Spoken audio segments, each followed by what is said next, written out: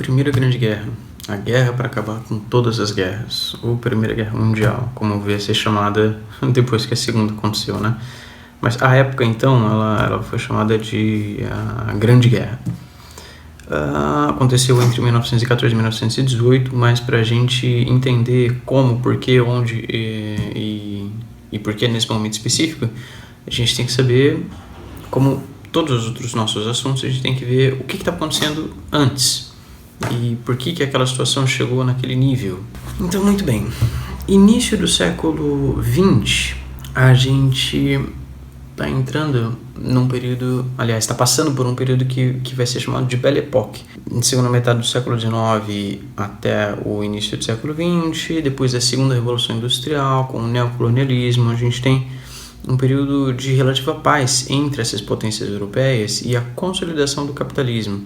Tem um desenvolvimento técnico-científico assombroso, nunca antes visto, experimentado pelo mundo. Então, tem um sentimento generalizado de fé no desenvolvimento científico, tecnológico, uma euforia, um encantamento com essas novas descobertas, nessas novas tecnologias.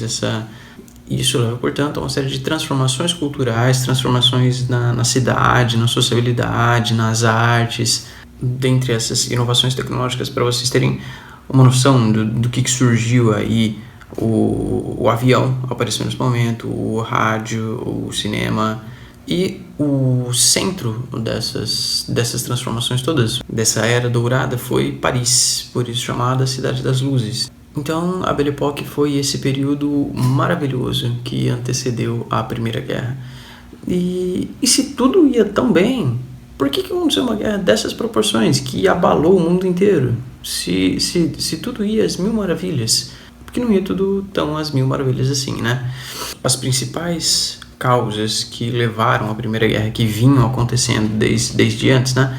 Eram principalmente conflitos imperialistas, porque essas potências europeias estavam brigando entre si para ver quem ia dominar mais colônias na América, na Ásia, na África. Colônias entre aspas, porque a gente está num período de neocolonialismo. A maioria dos países já declarou suas independências, mas eles declarou suas independências formalmente, porque na realidade eles continuam dependentes das antigas metrópoles. Então, conflitos imperialistas, nacionalismos, que vai de encontro com os conflitos imperialistas também, porque essas antigas colônias e esses novos países emergentes, porque alguns países eles estão brigando para se emancipar ou, enfim, alterar suas fronteiras.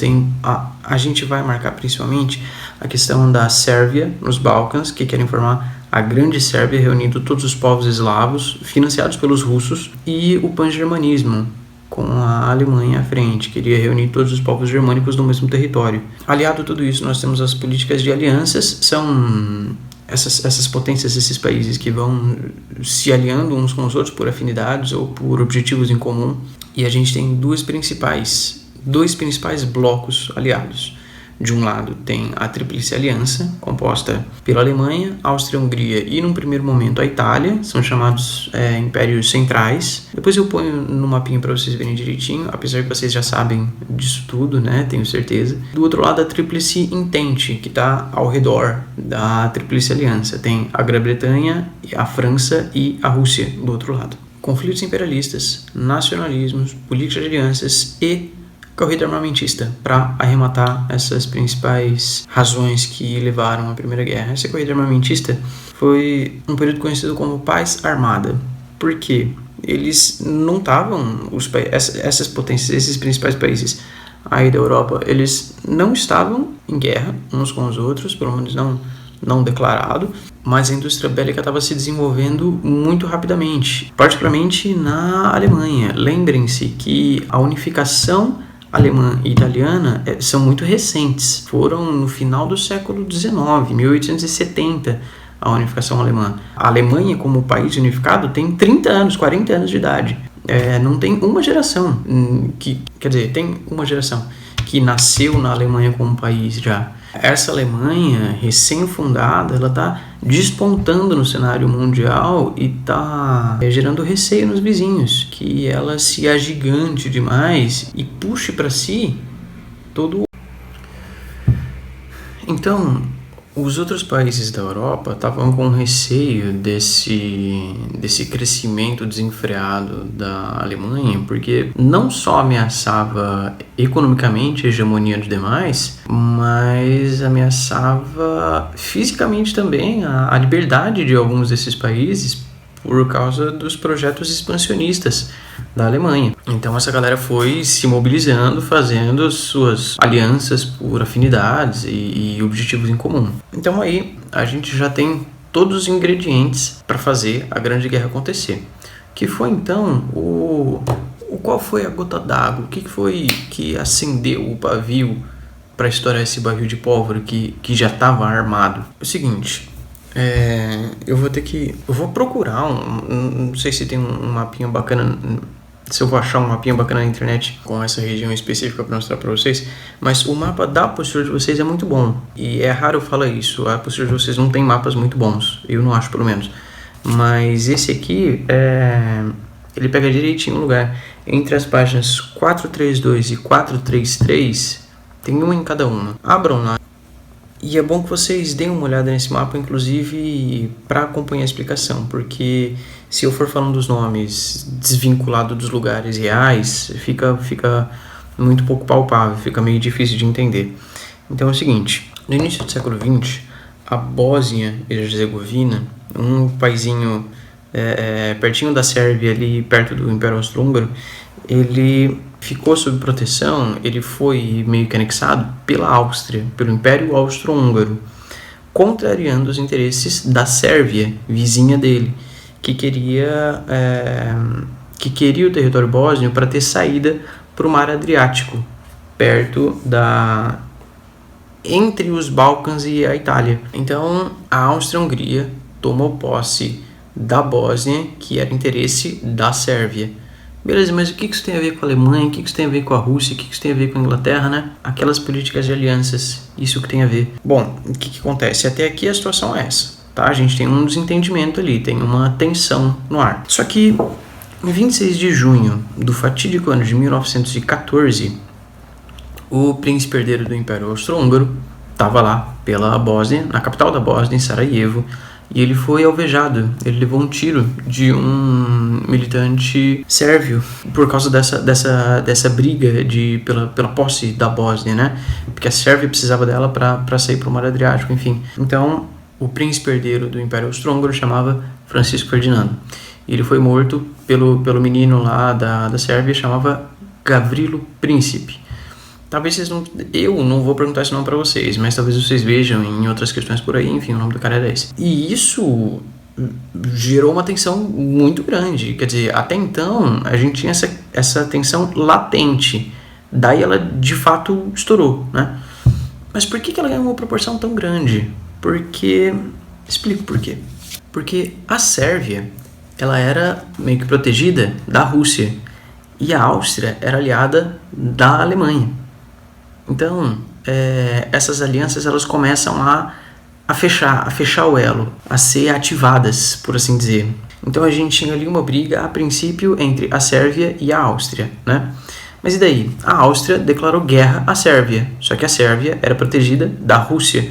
Então a Rússia declarou guerra à Áustria. A Áustria, que era amiga da Alemanha. Então a Alemanha respondeu em guerra à Rússia e à França, porque as duas eram aliadas, estavam juntas nessa política de alianças. Então só falta um ingrediente nessa brincadeira, né? A Grã-Bretanha, a Inglaterra, que era aliada da França. Lembrem-se das alianças políticas lá. A gente tem os impérios centrais, a Alemanha, a Áustria e primeira Itália, e a Entente, com a Grã-Bretanha, a França e a Rússia. Daí então foi como atirar no Francisco Ferdinando. Lá na Bósnia foi a primeira pecinha do dominó, sabe? Aquela fileira de pecinhas de dominó que você dá um peteleco na primeira e ela vai derrubando todas as outras. Foi isso que aconteceu. Então, aí tá armada a guerra, né? E esses países vão se mobilizar. Talvez o principal personagem dessa guerra tenha sido mesmo a Alemanha, que ela estava numa disparada para o alto tão rápido, tomou a dianteira dessa guerra num primeiro momento e se expandiu muito rapidamente. Ela lançou seus exércitos para as fronteiras. Essa primeira etapa da guerra ficou conhecida como uma guerra de movimento, porque teve essa grande mobilidade dos exércitos e depois ele vai ser truncado. Então a gente tinha a Alemanha aliada com a Áustria e a Itália contra a Grã-Bretanha, a França e a Rússia. Torno a dizer, isso precisa estar bastante claro para vocês. Então, num primeiro momento, foi essa guerra de movimento dos exércitos se movendo até suas fronteiras, e aí a gente tem a estagnação dos conflitos e passa para uma segunda etapa chamada Guerra de Trincheiras, e ela vai se arrastar desse mesmo jeito até o fim dela em 1918.